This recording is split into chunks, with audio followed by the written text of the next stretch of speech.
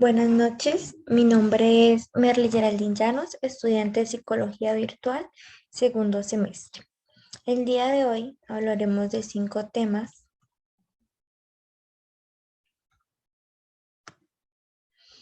Primero de ellos son las claves monoculares, que son señales visuales que un objeto puede transmitir.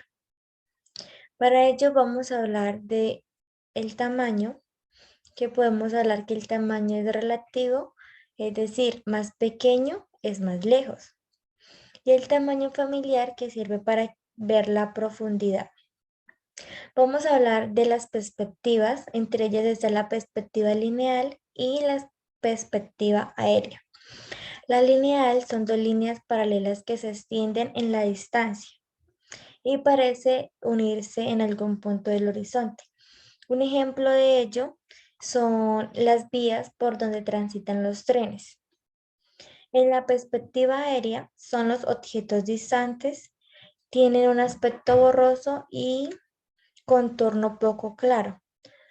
Como ejemplo, las montañas, que cuando hay mayor luz suelen parecerse mucho más cercanas y cuando hay días nublados creemos que están un poco más lejos.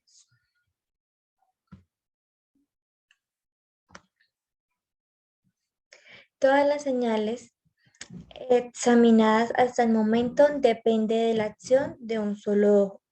Muchos animales como los venados o los pescados dependen por completo de las claves monoculares.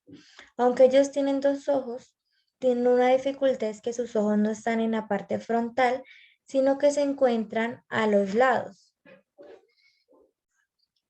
Pero también hay otros seres, como los humanos y los simios, que tienen la claridad de poder visualizar mejor porque sus ojos se encuentran en la parte frontal de la cabeza y los campos visuales se trasladan.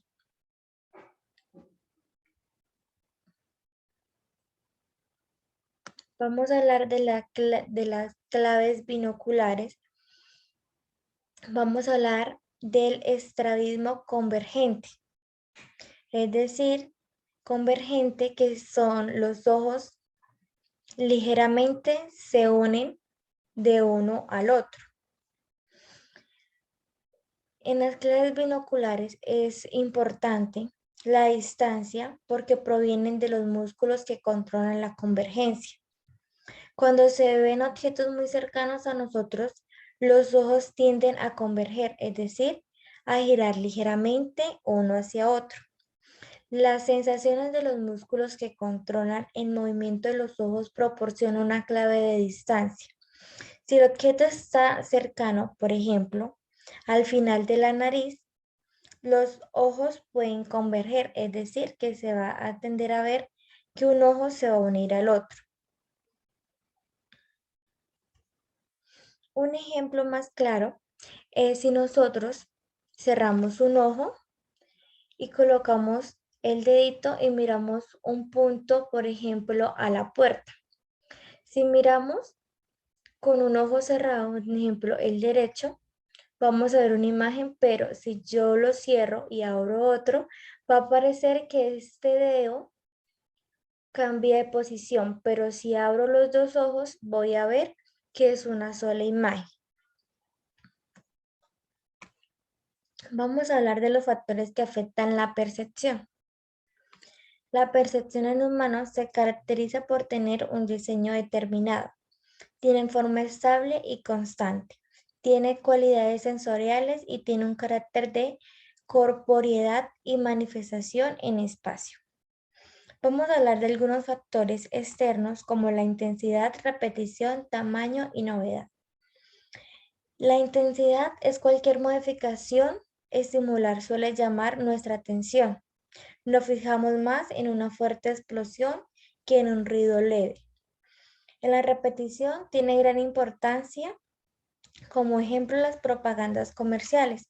Es por ello que muchas marcas aprovechan esta oportunidad y repetidas veces en cierto horario donde las personas suelen estar más presentes al ver televisión, repiten y repiten y eso va a generar mucho más importancia y vamos a captar un poco más esa información y vamos a quedar como con esa duda.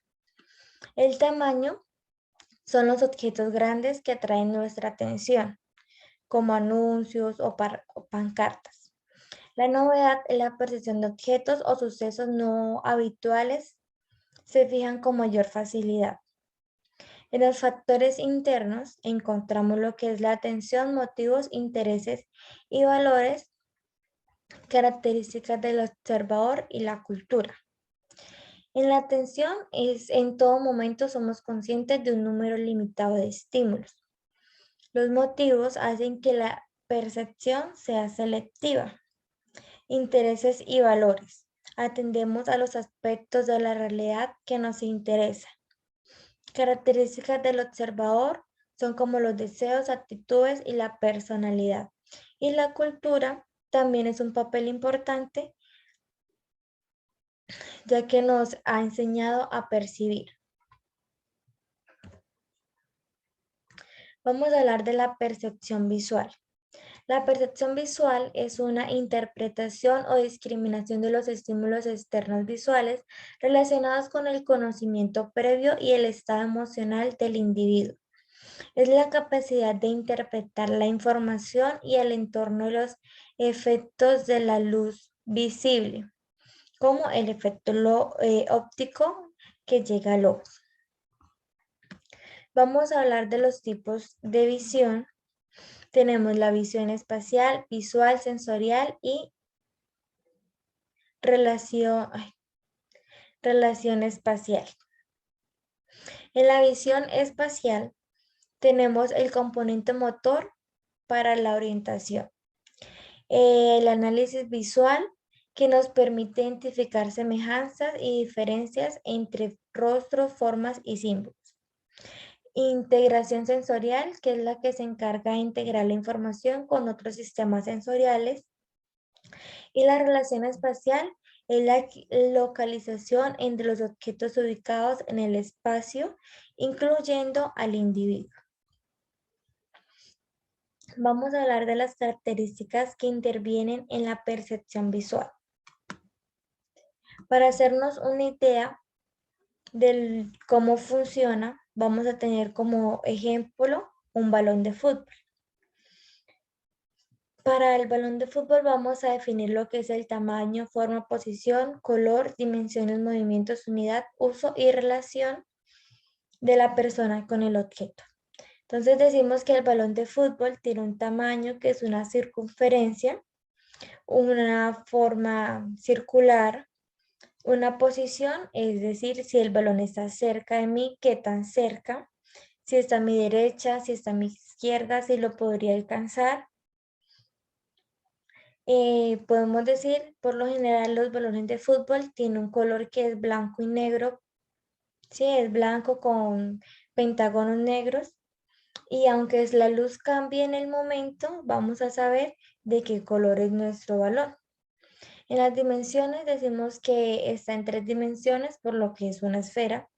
Un movimiento, si está parado, si en ese momento iba rodando.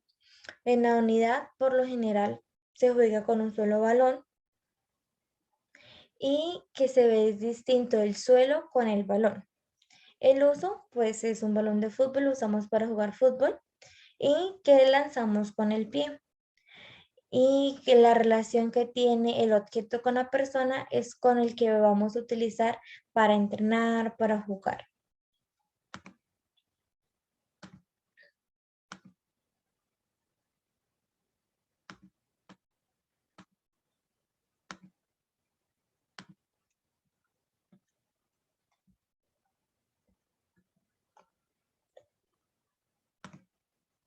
Percepción del movimiento. La percepción del movimiento real es determinada por la forma en que cambia la posición de los objetos en relación con un fondo que se percibe como inmóvil. Por ejemplo, es cuando percibimos una moto, que la moto se mueve por la calle. En ese momento vemos los edificios, la acera, las personas que están alrededor en el fondo, y la moto la vemos como el objeto en movimiento.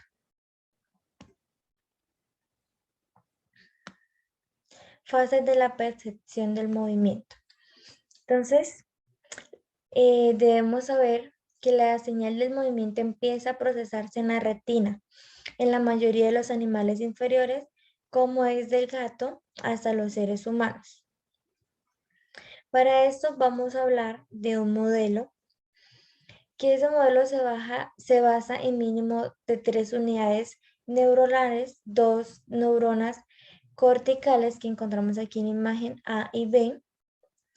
Esas pasan y se conectan con una tercera neurona que es la M y forman los campos perceptivos entre A y B, y estas sintonizan con los bordes de una orientación concreta que vamos a llamar barras verticales. Así, las señales que emiten se comparan con otra señal emitida por una tercera neurona. Muchas gracias.